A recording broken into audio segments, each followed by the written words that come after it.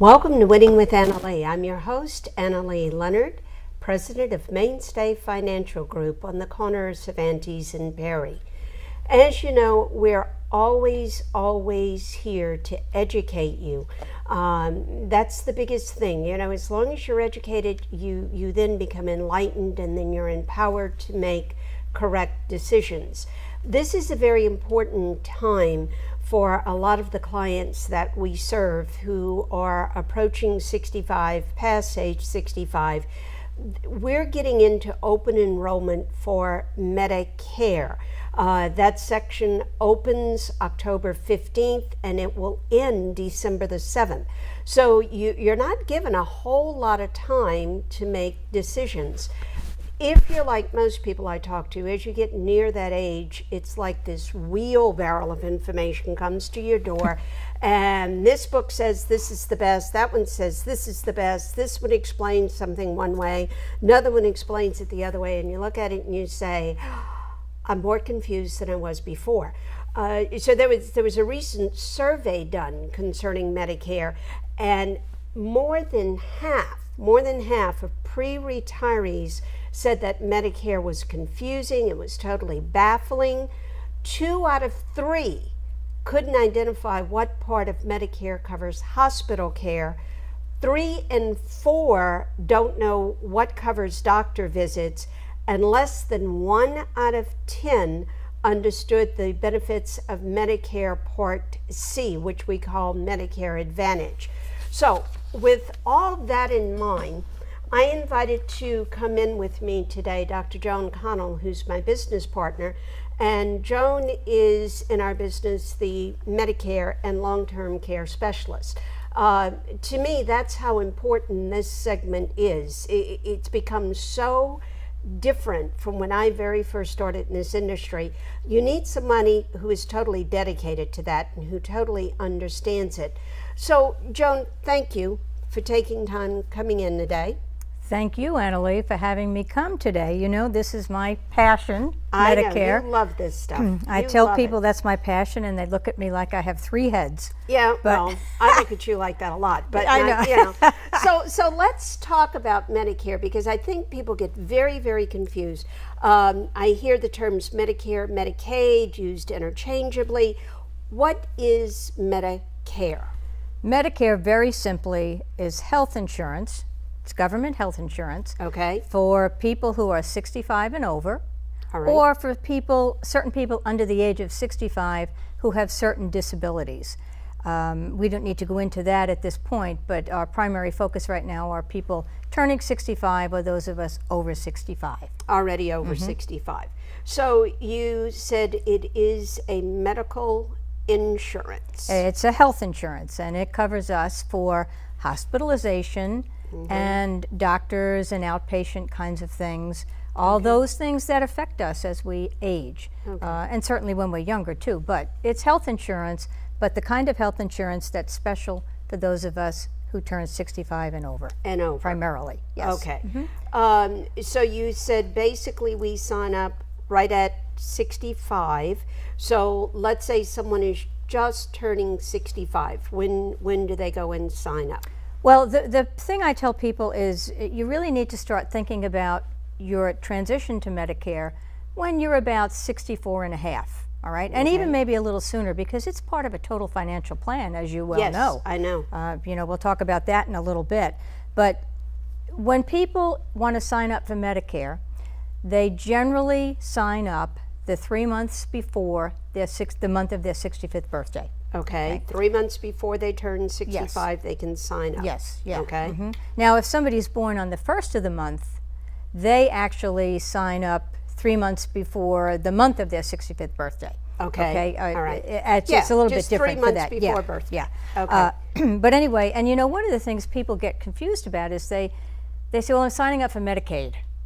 No. You know, right. And Medicaid is the health insurance that is there to help people who really can't afford to pay for their health care. But people do get Medicare and Medicaid mixed up, and it's understandable. It's so close in the way it's mentioned and talked about. So, but anyway, Medicaid and Medicare, two different things. Two different things. We're talking about Medicare. Okay.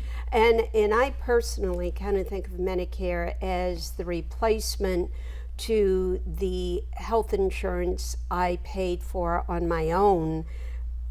You know, that all of a sudden between 60 and 65 becomes astronomically expensive. And people I know complain, oh, my premium is this, my premium is that. Well, compared to what you pay for regular health insurance, it 9 times out of 10 is a reduction in your payment. I do, especially if people are paying for their own health insurance. They do.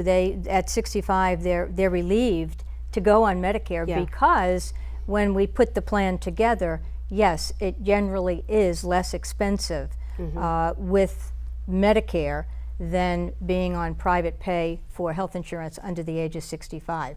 Now, one of the things I want to point out, Annalee, is we talked about when people sign up for Medicare, and a lot of people say, well, I'm still working. Yes. So what do I do?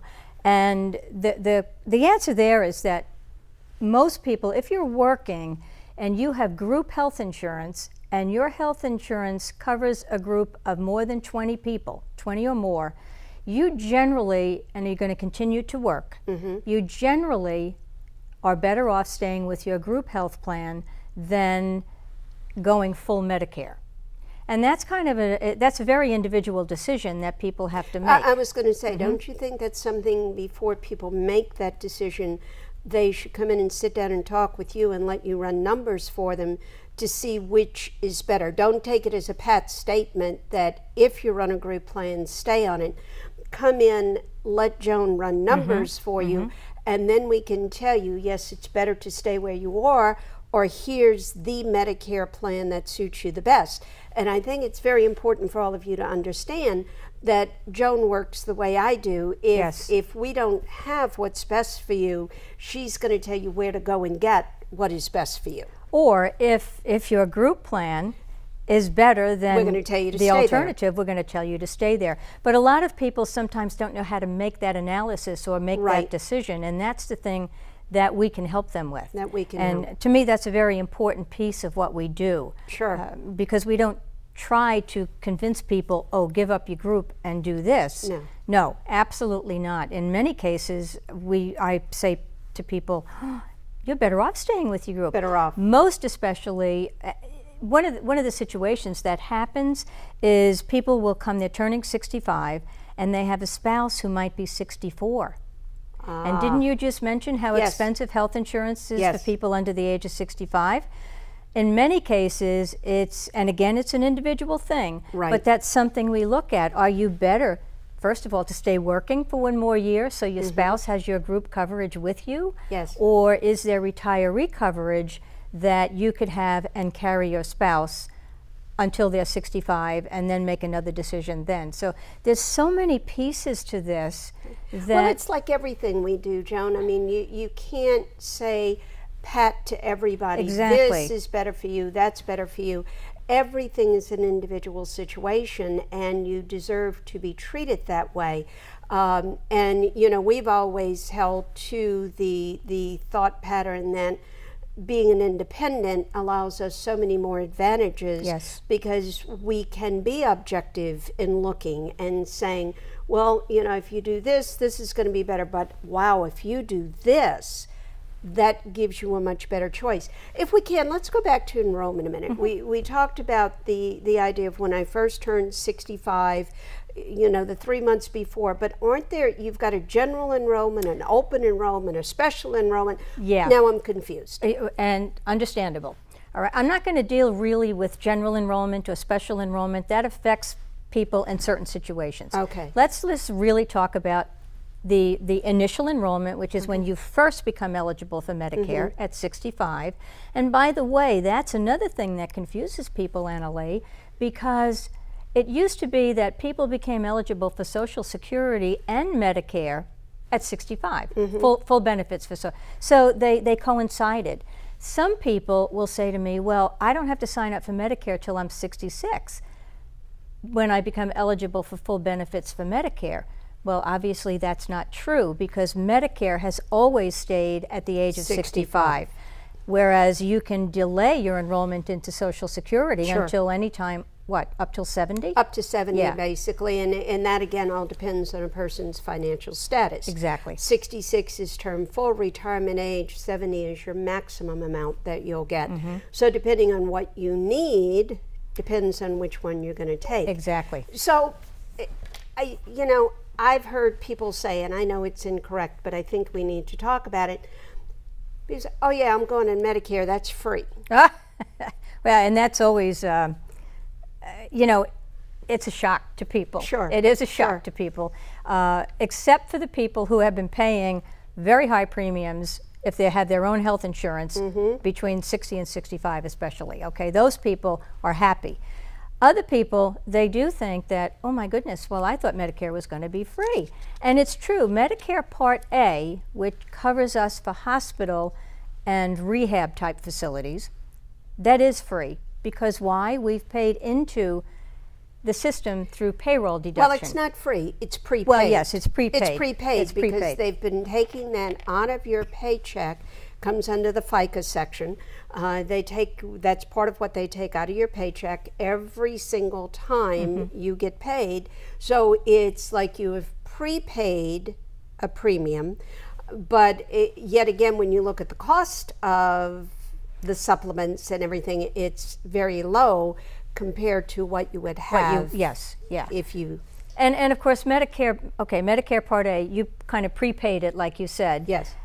Medicare Part B, however, is a premium every month that we have to pay for. That we have to pay. Yes. And what we're going to do when we come back, I want to go more into what A covers, what B covers, and why we pay that premium and why supplements become such an important thing. Because this, and Joan has a wonderful way of explaining this. If you've never been to one of her classes, you need to do that, because she talks about the 1-card, 2-card, 3-card system and how it all works. And people have walked out of that class saying, wow, for the first time, I understand how all this comes together. So important things as we age. We'll come back after break and we'll talk a little bit more about Medicare and its rules.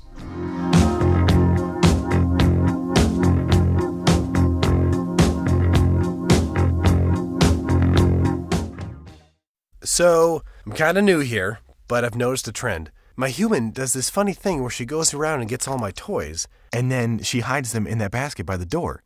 It's like, hello, that's where you put it last time. You were the worst at hide and go seek.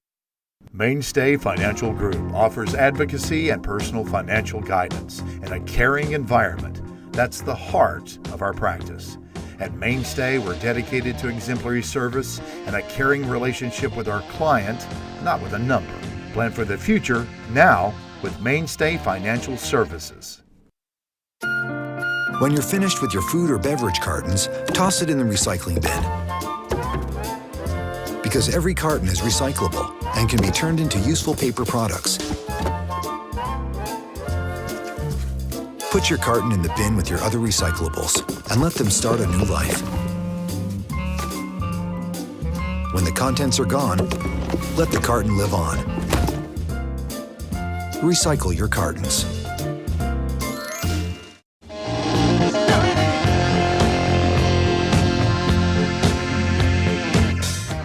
Welcome back to Winning with Annalee. I'm your host, Annalee-Leonard, and I have with me today my business partner, Dr. Joan Connell, and we're talking about that wonderful puzzle out there that seems to have so many pieces to it: Medicare, Medicare A, Medicare B, open enrollment, general enrollment. Gosh, what happens when you're still working? What about your Social Security benefits? What about HSAs? I mean, we could do this for 6 weeks, I think. We have enough to last us for 6 months here, for 6 shows. I mean, we really do. So let's go back a little bit. You wanted to kind of clarify a couple of things about enrollment, I believe. I did. We talked about initial enrollment, when somebody's new to Medicare. Right. All right? And that can take place anytime during the year when you turn 65. Right.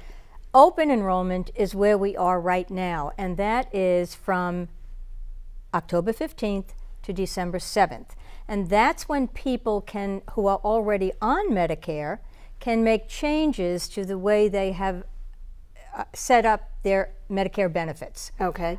One of the most important things that I tell people is many people, you mentioned the 1-card and the 3-card system. Yeah. When people have a 3-card system, they have a Medicare card, a Medicare supplement card, and a Medicare prescription card. Okay. And those people every year during this time should be looking at their Medicare prescription plan, because those plans change every year. Yes, they do. Their premiums might get adjusted, their coverages might change. Or they might take medication off the list. They might take medications off the list. All those kinds of things. Now, every year, if you're on a Part D plan, you get what they call an annual notice of change. And that comes from your company that manages that plan. You need to look at it and say, is this worth it for me to stay in this plan for the next year or not? And that's the value of this open enrollment period that we're in now, where people can do that analysis of their Part D plan and see, should they make a change or should they stay where they are? Because in many cases, people wind up paying more than they have to. Than they need to. And no one wants to pay more than we have to. No. For anything. No. So let's go back to make sure I've got this together. Medicare A, we have prepaid. That covers hospital. Yes.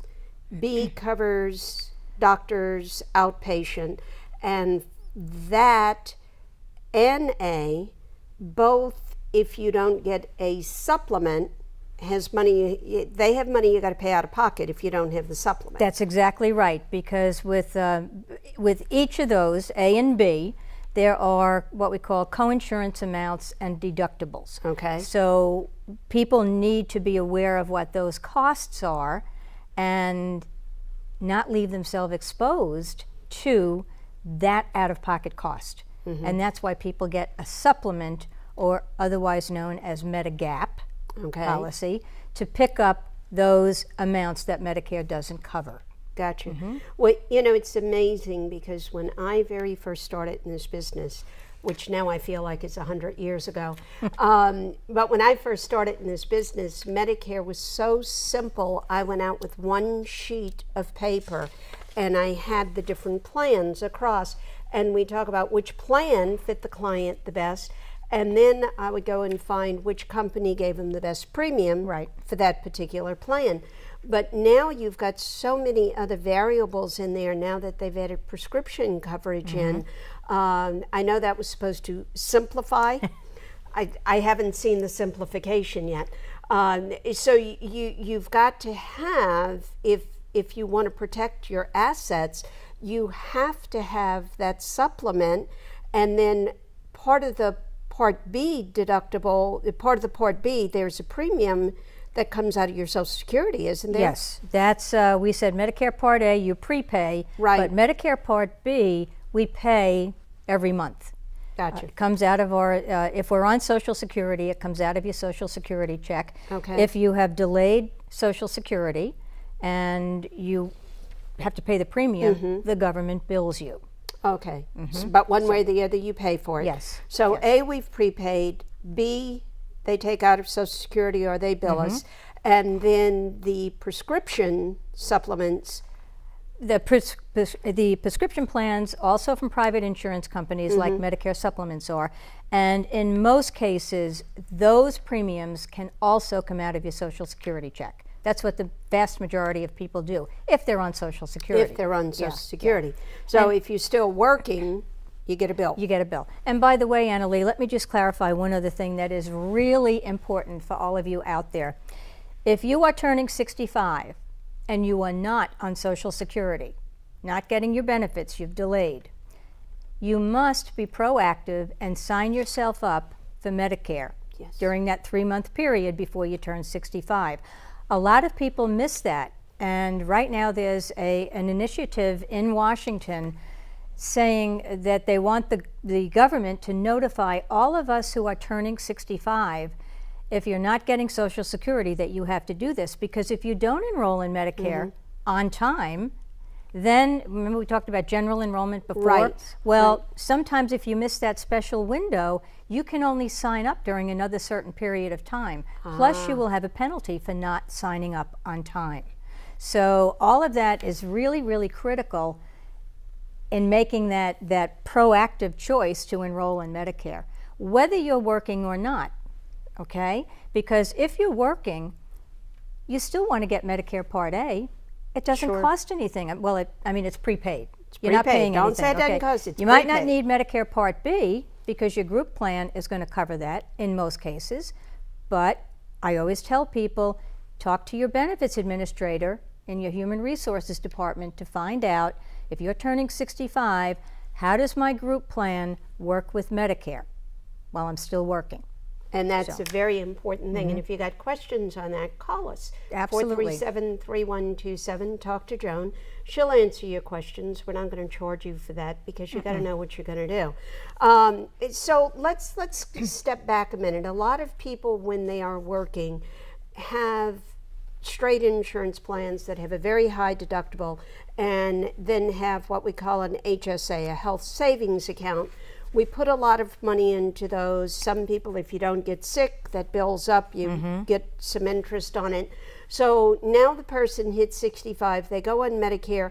What happens to that HSA account? That's a really good question, Annalee, and this has come into the news within the last year because this has caught a number of people. Yes. When you have an HSA through your group health plan, health savings account, you are the kind of person that should not enroll in Medicare, because when you enroll, and if you're still working, have a group plan with an HSA, if you enroll in Medicare, it can knock you out of your HSA contributions. All right? And there's all kinds of rules surrounding this. Yes. If you find yourself in that situation, call me, come in, we'll talk about it and see how it might affect you, because it's a little bit too complicated to go into it here. Sure. But basically, if you have an HSA with a group plan, you turn 65, you might not need to enroll in Medicare. Careful. Be careful. Be careful. That's right. Before you make a decision, come in and sit down, talk to Joan. Let's go through some things with you, because it's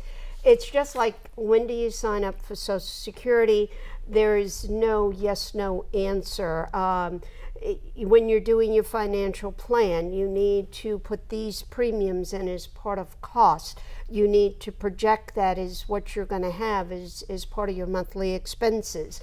If you opt not to cover some things and you are going to keep money to pay for what they term that donut hole where you got to meet a deductible, make sure you got money set aside to do that. There are just too many variables in this, I believe, for any one company or any offering that's out there to say, oh yeah, here it is, this fits everybody just perfectly. Definitely. There isn't, it doesn't happen. It's like I tell people on the financial side, there is no perfect instrument.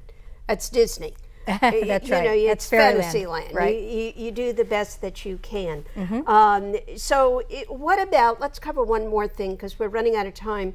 What about Social Security? We all like when we get a cost of living increase on Social Security, those people who are on it. What does that do to your Medicare Part B premium? Well, this is really interesting because at this time of the year you start reading everything in the news about the drastic increase in Medicare Part B premium for the coming year, okay? Nobody really knows what that's going to be at this point because the Medicare Part B premium, how they set it for the following year, is determined by whether or not there's a cost of living increase for Social Security. Got it. If there's no cost of living increase for Social Security, the people who are currently on Medicare, their premium stays the same. Stays the same. Right? Okay. If there is a cost of living increase, even if it's like 0.1%, yes, then there's going to be a group of people who are not on Social Security but going on Medicare that are going to pay a higher premium. That's what happened this year in 2016. We don't know if it's going to happen in 2017. If there's no cost of living increase, the premium will stay the same for those of us on Social Security and Medicare.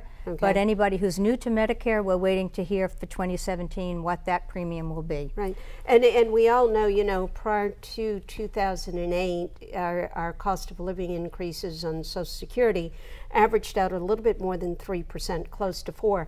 But you had years when cost of living went up 14, 16%. Now, since 08, we've had years of flat, 0, we've had 1.5s, we've had 3. When I'm doing projections, I'm averaging maybe a 1.5 increase cost of living for Social Security. So, you know, there's a lot to learn. There's more to do. There are things we haven't covered. Will you come back next month? I'll come back because I really want to continue talking about some of the mistakes people make with Medicare. And let's prevent them before they happen. That's right. So they're aware of before they happen. That's right. So watch again next month. If you have questions, please call us 437-3127. Ask to talk to Joan. Joan can help you on the Medicare side. I can help you on the financial planning side.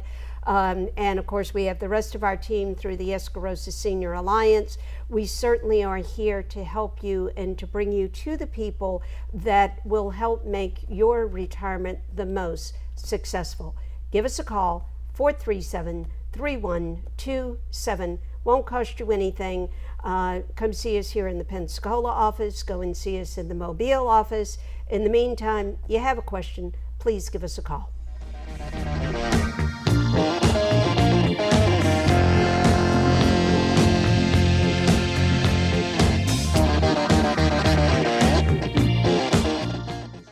Mainstay Financial Group offers advocacy and personal financial guidance in a caring environment. That's the heart of our practice. At Mainstay, we're dedicated to exemplary service and a caring relationship with our client, not with a number. Plan for the future now with Mainstay Financial Services. So, I'm kind of new here, but I've noticed a trend. My human does this funny thing where she goes around and gets all my toys, and then she hides them in that basket by the door. It's like, hello, that's where you put it last time. You were the worst at hide and go seek.